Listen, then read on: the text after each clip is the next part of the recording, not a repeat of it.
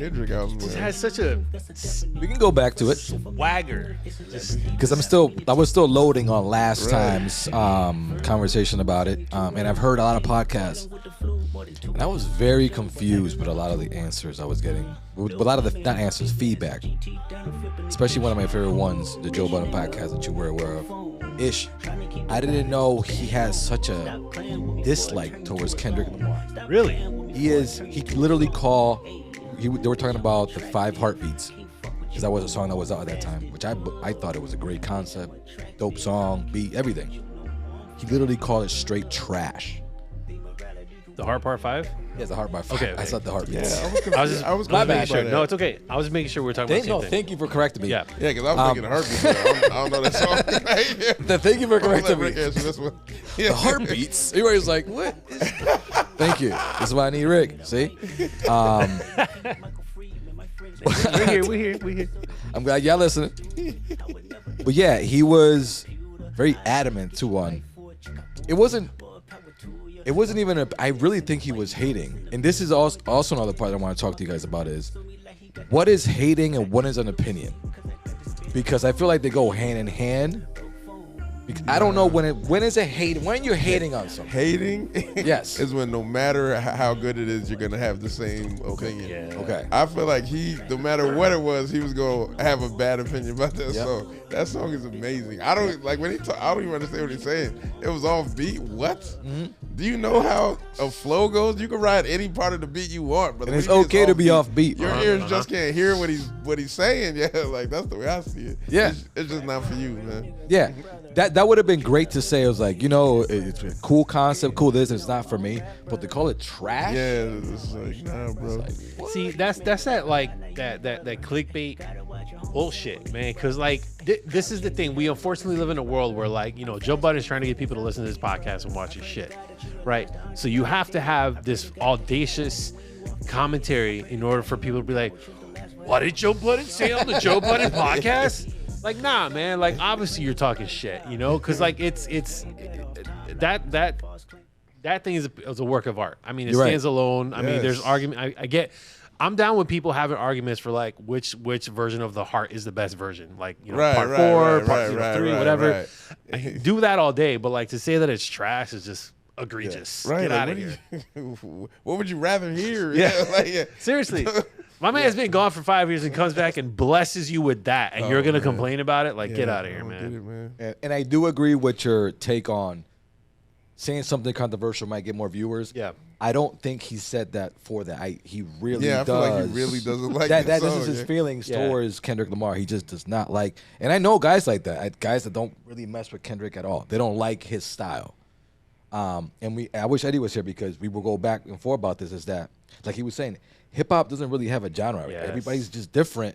And if you like my music, cool. And if you don't, that's cool too. But there's some people that I know that hate his style, that doesn't like him, and this that, and the other. I'm like, cool. You don't That's like the dope thing about TDE. There was somebody in there you fucked with. If you ain't like Kendrick, you like my man with the glasses. What's his name? Kendrick. Schoolboy Q. Schoolboy Q. Schoolboy Q. Okay. Mm-hmm. I got nothing on that one, guys. What? Yeah, oh, man. Yep, not exposed to that. Oh, I gotta let you hear some Schoolboy Q. Bro. All right. We'll put it on the list of things to listen to. He embodies West Coast rap in a way that it carries the torch, but it's different. Yes, which is dope because I hate that old school West Coast. This is actually okay. This is good. This is good. But before we do that.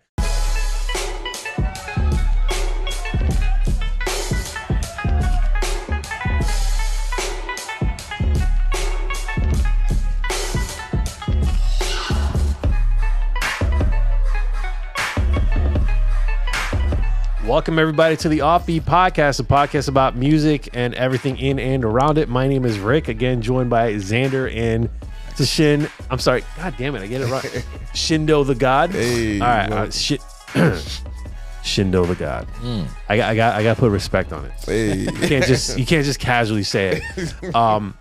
So thank you once again for joining us, the man, the myth, the legend. So we were just about to dive into a conversation about West Coast hip hop and torch carrying, et cetera, et cetera. I feel like, so growing up obviously on the East Coast, which is where most of us are from, a little biased, obviously. Mm-hmm.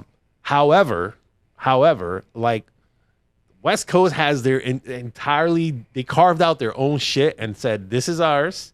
The same way the South did. They're like, no, we make music this way. Right. And I love that. I love, again, just the individuality coming to fruition.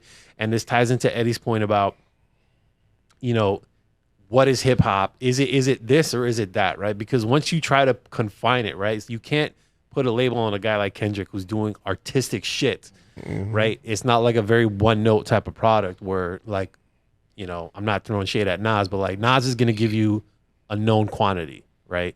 Where Kendrick is more like color outside the lines. Yeah, very much so. And for in my opinion, we all benefit from it. Definitely. So what, I mean, are you, I wish we had like a West Coast person because they could have probably a little bit better insight. Right. But do you have like growing up in the 90s, like you got your Ice Cube, you got Pac, right? So what, No. Wait, what? Hold on, because what is your question? Because I was very biased when I was in the 90s. I was extremely biased to East Coast music. Okay. I used to really dislike West Coast music. Okay. I don't know what it was. We all did. It was just like, this is whack. Every time I heard West Coast music, it was just a Oh my God, I hate that beat. I was like, what the hell am I listening to? So, that type of style of music I didn't like. No, go ahead.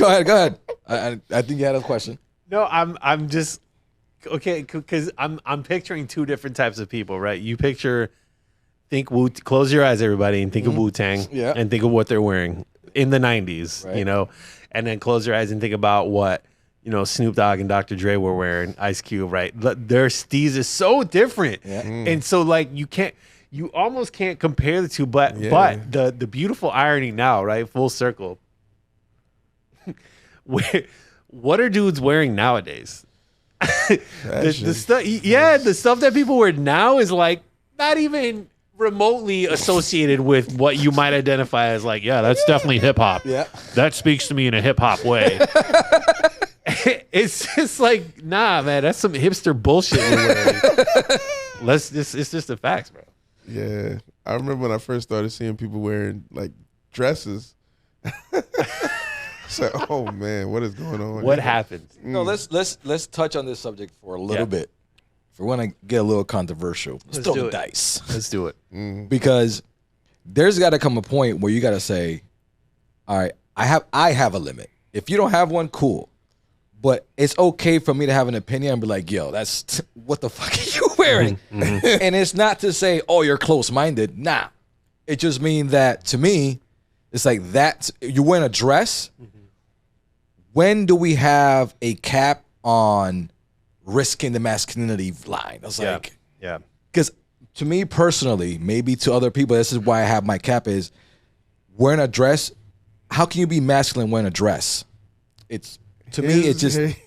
Here's the thing about masculinity, and it kind of goes with a lot of things. There's masculinity of how you feel about yourself, where no matter what, you know who you are, and it doesn't matter what anybody else says. But then there's also you're living amongst other men, and there's a social pecking order where you can be harmed for appearing less masculine. So as long as you're cool, but you can protect yourself, then have at it. But if you're like a weakling, you might want to go with the crowd, brother. If you can't stay on your own, you might have to go with the crowd. Man. Okay, that's the way I see it.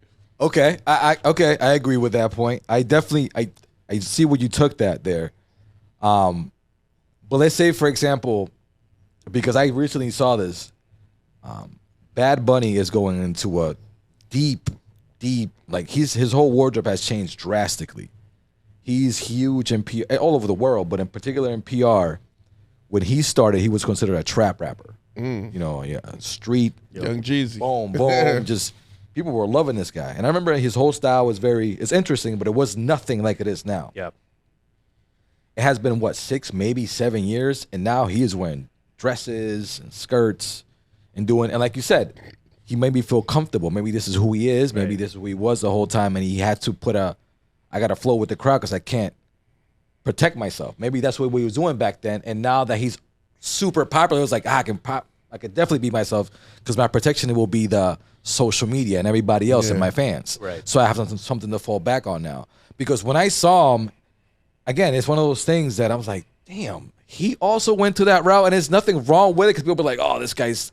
But I really thought this guy was not going to go and completely.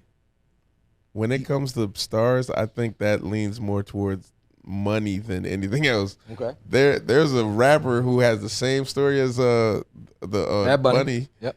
He's real street dude, and he put on a dress, and he said, he's like, nigga, they paid me $10 million to wear this dress. I'm gonna wear this fucking dress. Like, I think it comes to a point where you get so much money to just it's clothes. You're like, fuck it. Like, I'm gonna make this money and wear these bum ass clothes. Like, fuck it. Yeah. It is weird. It is weird. Who was it? I forget exactly. It might have been Chappelle. You know how Chappelle has these beautiful rants, these beautiful pieces of data that he shares with the masses that are on the internet, and it's like this rogue, like anti the system take on whatever. Right? He's got a million of these out there, and one of them was where he's talking about how they made so many black men wear dresses in movies. Yep. Right? I'm sure you guys might have seen this one. And then cut to like multiple different images, and it's Martin Lawrence, it's Jamie Foxx, it's like numerous other people who are like, oh, you're wearing a dress.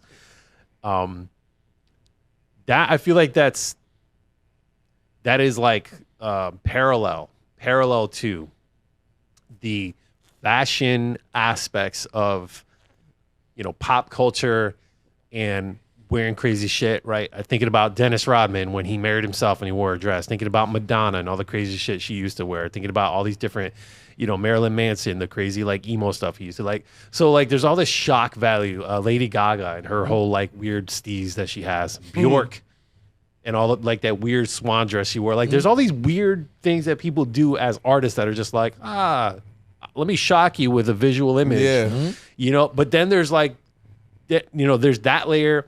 Then there's a layer of like, what is gender? Exactly. And what am I wearing? There's so many different layers very to nuanced. it. Yeah, very, very much so. Because they're artists, so, you know, artists are all about expression. And when you get to a certain level, it's almost like smoking. You smoke a lot and you need to smoke more to get high. And when you express and you feel like you're starting to get boxed in, you want to be more flamboyant and express more. And we have artists, and it can be that, and it can also be monetary, and it can also be an agenda to feminize black men. Those all can be right in the same Venn diagram, as you would say. Yeah, very good. I think fashion now has gotten to be non-binary. It's one of those things like, hey, there's a skirt, and if it's look good on you, rock it. Yeah. Regardless if you're a female or a male, it's one of those things like, yeah, let me see the skirt and rock. And I think, because when I saw Russell Westbrook with a skirt, I'm telling you, I was just like, what is happening? I was very confused.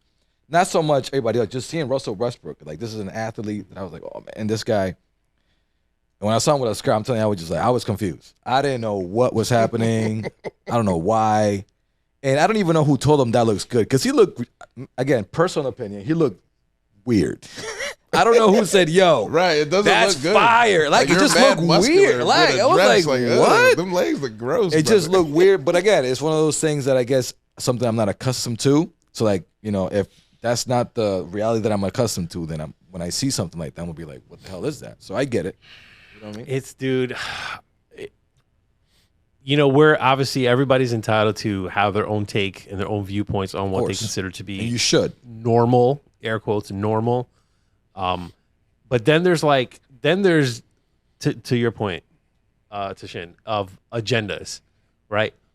Why am I all of a sudden seeing so much of this? What is the reason why this is penetrating so many different subsets of pop culture? And then the thing that makes me salty specifically, I'll speak for myself, is so Xander, you sure to take, okay, Russell Westbrook with a dress. Why? That's lame. Whatever. I think it was a skirt, but a skirt. I'm sorry. Thank you for the correction. Mistake. Yep. But to then say something like that in a public forum and then have all these people being like, you know, oh my God, you're such a homophobe, or oh my God, like you're not, you know, let him express himself. You know, like people get very like preachy on the socials, you know, and it's like, bro, let me have a take that is like a what I consider my take, right? So, and I have no issues with a dude like Russell Westbrook wearing a skirt. Hey, knock yourself out. Who gives a shit? I don't care. I do not care. Yeah. What I care about is people like anti my take, right? Yes. You're going to come at me for being like, nah, man, I just want to wear jeans, bro. I want to wear jeans and a t-shirt. Well, you should express yourself. Maybe you should wear a skirt. No, I don't want to. Like, and that is my problem. I really feel like society's trying so hard to get me to be like, nah, man, gender, just be fluid, just be fluid. That's interesting because I've never met somebody like that where they're trying to be like, no, put it on. Like, whoa. Yeah. But like, dude, I don't know, man. Like, I can, like, I'm confident enough in my own masculinity to be like, when I see a guy like, Chris Hemsworth, muscular ass dude, handsome guy. I'm like, yeah, game, respect, game. That guy obviously put in a lot of work. He obviously put in work to get his body to look like that. Like, tip of the hat, sir. Good job. Right, you look good. I never had a problem saying, "Oh, you look good." That's what I'm saying. Like I have no issues. I'm with not that. sexually attracted to you, but I know things that look good. Hey, you look good, brother. Like, yeah. But then there's the, it's okay to like men. and I'm like, I don't need that.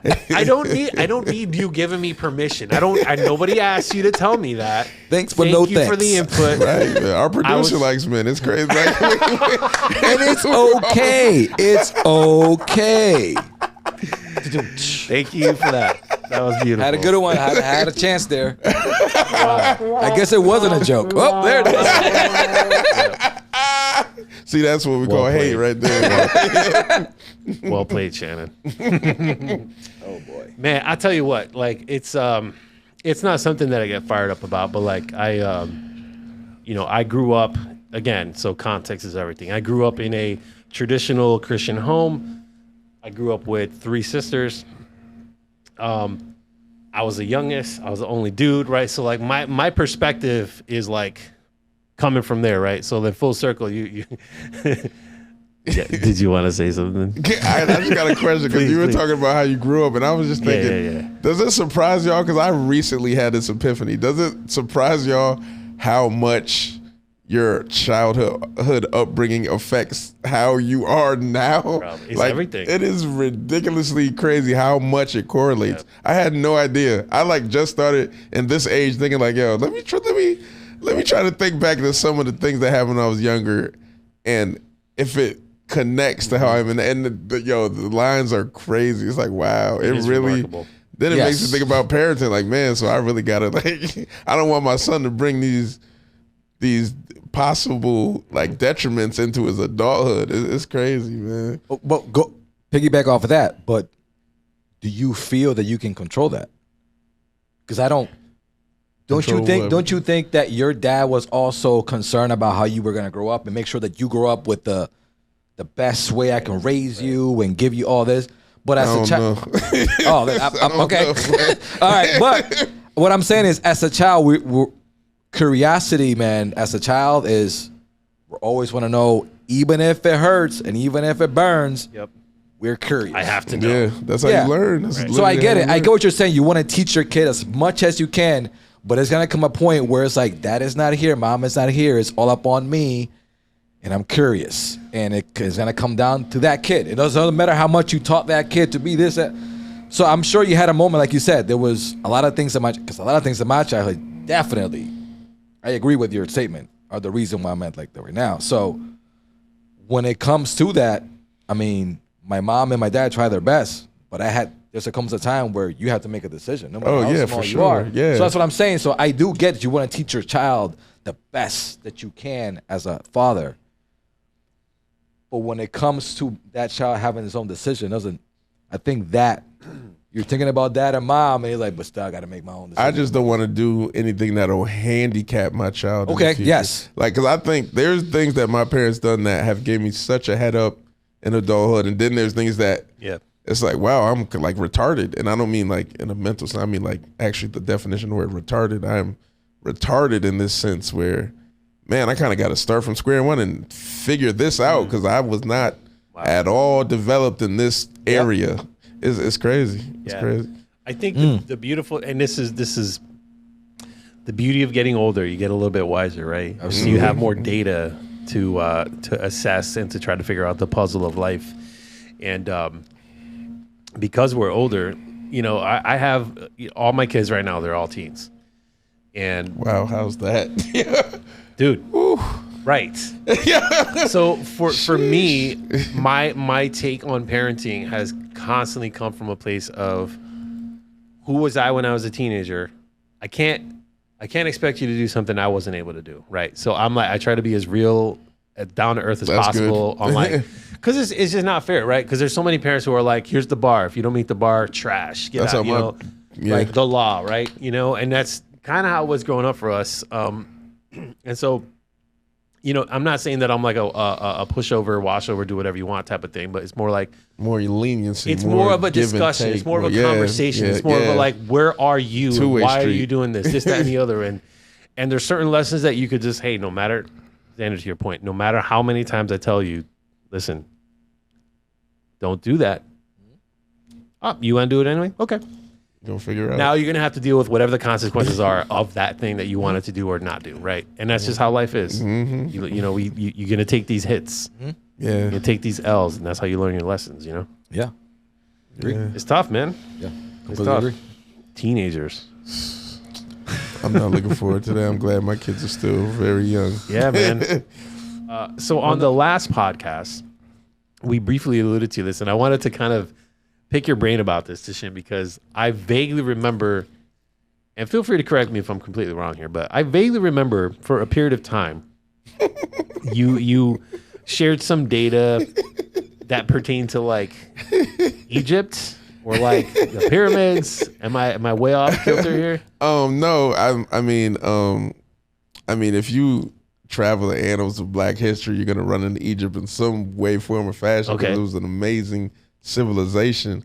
But like I do, I take things and I recreate them in my own way. So for me, the pyramids represented not only mathematics, which is literally the language of the gods. Like that's the language that everything is created off of, is math. And he would agree with you. Yes.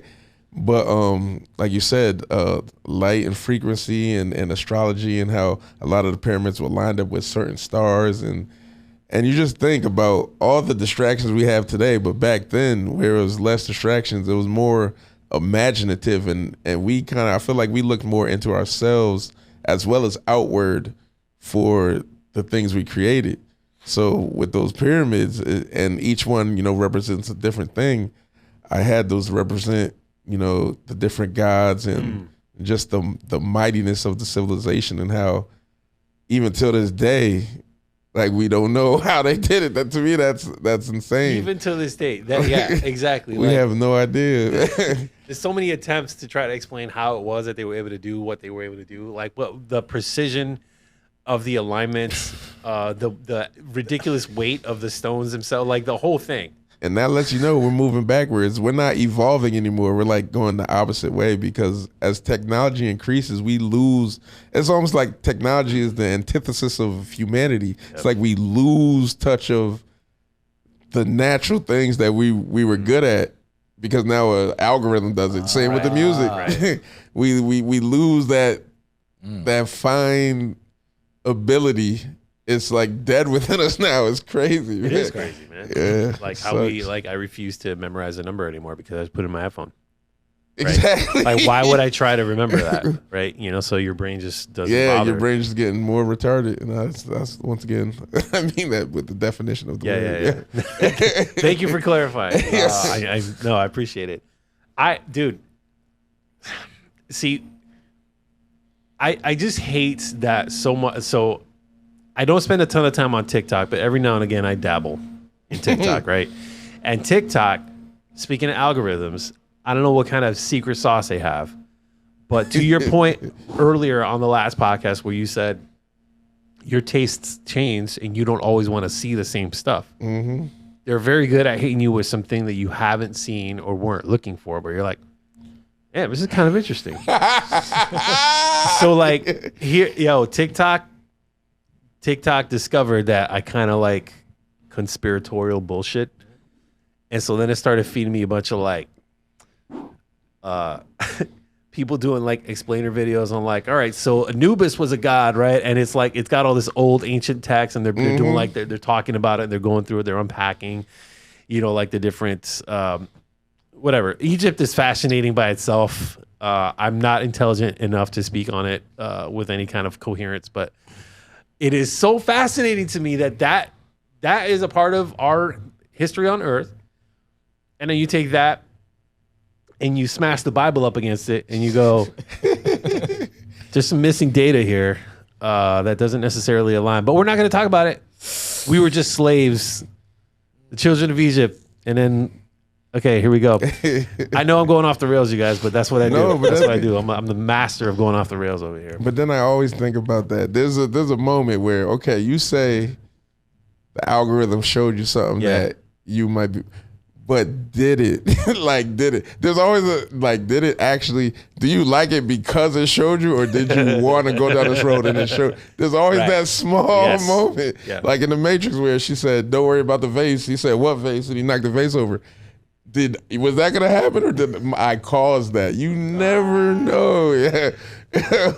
I don't know. The algorithm might have you, man. Hey, you might be a cyborg. Yeah. It might be. It is interesting, though, man. There's a lot of eyeballs on that platform, which is really weird. It's a shit. I wanted to ask you about, you briefly mentioned this, and I have a history of being a big fan of The Matrix. Love that movie. Favorite movie. Also a fan, a fellow Matrix fan over here. So did you watch The Matrix? The new one? Yeah, the new one. Bro, I fell asleep, man. Wow. Yeah.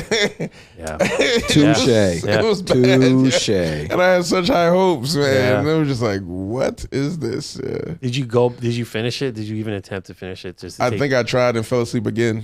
Wow. Which was like, all right. What a sad story, man. It's such a sad story because they were obligated to make the movie. They're like, WB was like, if you don't make this movie, we're making it without you. Oh, wow. They did not have a choice. So they're like... They could have made it good, though. It's still like... It just didn't seem... I don't think they wanted to. That's the problem. They did not want to go back to it. But WB was like, we're making this with or without you. Do you want to do this? And then the movie that they produced was like, double middle finger up at WB the whole time. We basically suffered because of it. Yeah, no, we definitely did. We definitely did. Have you guys seen Shutter Island? Yes. Please tell me, was he crazy or was they crazy? Oh my goodness, I don't know. Oh man, that's such a conundrum, man. Yeah, if everybody says something, doesn't make it true. Like it's just, that's wild, man. Yo, that's good. That is wild, man.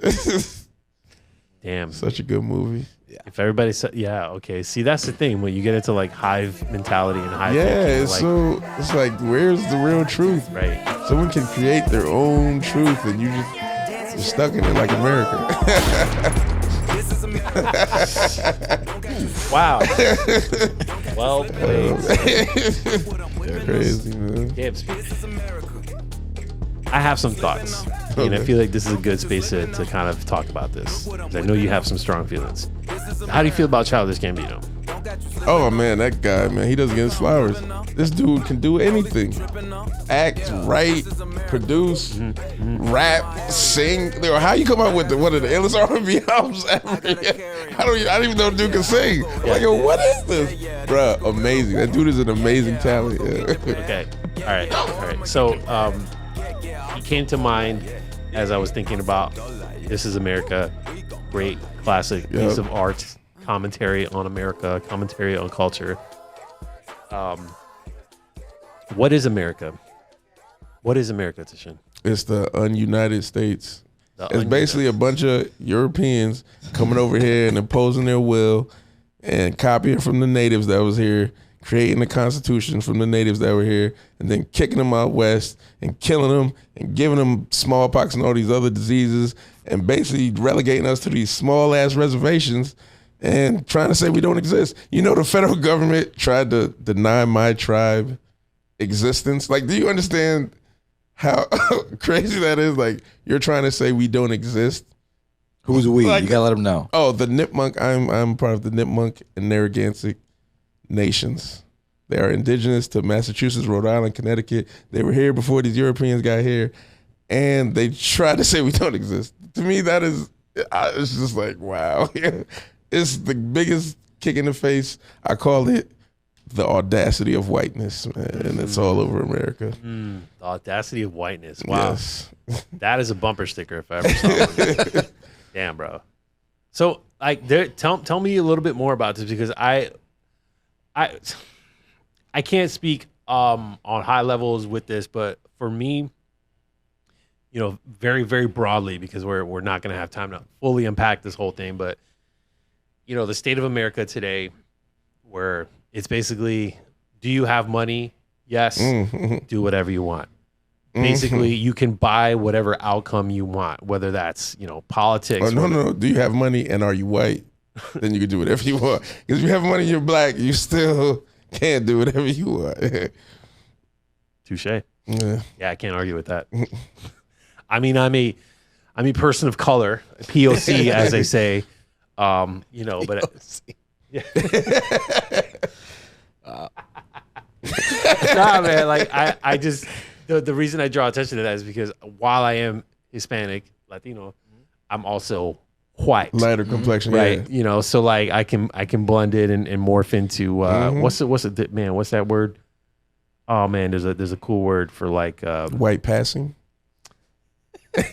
Yes, but yes, it's when you there's a really good skit about this. Like when a black person sounds like a white person. When a black person has to talk corporate, there's a phrase for whatever that is, what's right? that phrase they or like when code hood speak, people they call it code speak. Code switching. Yeah, thank you.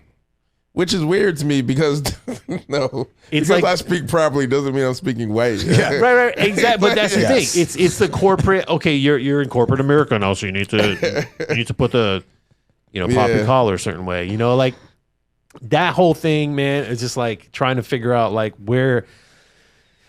I don't know, man. Our culture is such a shit show right now, dude. Yeah, it really is. It's just absolutely tragic. It's tragic. I tell my son that it's nuanced. That's what I mean. Everything is nuanced. And I tell my son, because he's light as this light, but I'm like, yo, you're still a black man, but you need to understand that you will have privileges that your brother won't have because of your complexion, regardless. And he's kind of young, but I think he kind of gets it because it's crazy the talks we got to have with our kids. Yeah, man. It's wild. Xander, any thoughts, any hot takes on America? I know we've kind of been how all they over the been place treating here. you, bro? Yeah, no, came over from the island. It's I mean, it's a huge topic when it comes to me. Right. 'Cause I'm Puerto Rico, so we are. I actually had a conversation recently with some friends at my friend's birthday party, and I hate that we have to be America's hoe. I hate the fact that they're pimping us. They got a lot of them too. They have a bunch of them, of course. Just like a pimp can never have one hoe. Right, you can have multiple. Got a whole stable. Yeah. But just the fact that we're one of them, it's always this battle that I have within me that I really don't like to think about because there's not much we could do. Just makes you mad, man. Yeah. So, and when it comes to that, it's just kind of like, I don't want to say it is what it is, but if I don't, I get mad. So that's the problem. So it gets to the point where, it's, but if you guys don't want to be part of us, and you guys will be poor and you won't have the same American citizens, all this shit. And I'm like, I don't care, man. I personally would love to see Puerto Rico be independent. What happens after that happens after that. Just let us survive, because I don't want to longer be a hoe to the American, pimps. Yeah, so, they raped that land, boy. and that's the thing that we constantly got to be taking advantage of, and that's the part that I'm just like not really cool with, because it's colonizing. It's just like they do whatever the fuck they want, and that's the problem. So that's Puerto Rican, stop calling yourself Spanish, man. If you knew what they did to y'all on that island, you would not say that again. Yeah, disgusting. Columbus fed y'all babies to his dogs, man. That's crazy. We're here. Like, let me feed your dogs. The dogs are more important. It's wild, bro. Wow. It's tragic, man. I wish I had better things to say, but the further we get into the years, the more and more like societal corrosion, right? Like just everything is imploding, everything is just like off the charts, you know, just so all we can do, right? Because it's like the noise and the chaos is going to exist, and really boils down to, okay, how much of that are you going to take home with you? How much of that are you going to eat, sleep, and think about, right? Do you want to constantly be in a state of hopelessness, or do you want to at least try to bring hope to wherever you are, right? And try to have some sort of light come from within you to try to fight back against the shit show that we live in, right? Because it's like, yeah, we live in America and there's a lot of unfair stuff. Also, you know, we still have our life right now. Today, right now, we can be thankful for that. And it's hard. It's hard to be like, well, be positive, to balance guys. that, man. It's such a balance. There's a lot of shit sandwiches being eaten by a lot of people. It's just facts. I just don't want to. I don't want to ignore it, right? Because ignoring it and pretending it's not real is the wrong choice. Yeah, you know, acknowledging it. I'm sorry? That allows it to continue when you're exactly. ignoring it. Yep. Yeah, like don't just pretend like it's not happening, but also don't obsess about it where you're just a dark. You're just living and swimming in the darkness. Like that's also not healthy. Like you have to find balance. And that's the fine line that I try to. Good word, balance. By the way, it's the fine line that I try to stay afloat on, because let's say, for example, you're somewhere, you're having a good time, and that topic comes about. Yeah. America. Yeah. Your whole mood is gonna change. You're like, here we go, because I'm giving you my 2 cents, and you know it's not gonna be positive, and more than likely that person, I mean, they're gonna feel like you, and then you're gonna go with this back and forth, and your mood's already like, fuck, this shit is happening again. And so it's one of those things that whenever I kind of hear it, I kind of stay in the background, but if you ask me, I will give you my 2 cents. But it's not something that I look forward to speaking to somebody else. Like, America over there, yes. It's like telling somebody how to live with cancer. Like, it's just if you talk about it, I understand, bro. Yeah, but it will bring the mood down. It's like you got to give them that grace, man. It's crazy. Yeah, man. Yeah. Well, damn. I tell you what, like I'm gonna continue to say this. The Offbeat Podcast is a place where we talk about music and everything in and around it, including America. Listen, man, if we can't keep it real here, I don't want to talk. Word. For real. Like I refuse to pretend that like everything is all hunky dory. Yeah, bro. I mean, come on, man. Real life is real life. Yeah, like we talk about it.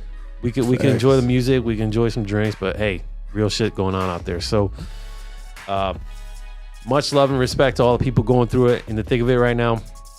Whatever that might be, whatever your struggle might happen to be right now, you know, hopefully you can find a source of light from within to you know, try to pull yourselves up. You know what I mean? Facts. You gotta try. That's you gotta what the try, light man. is. It's inside you. There is a way out. Don't think there isn't. There's definitely a way out. Yeah. For sure.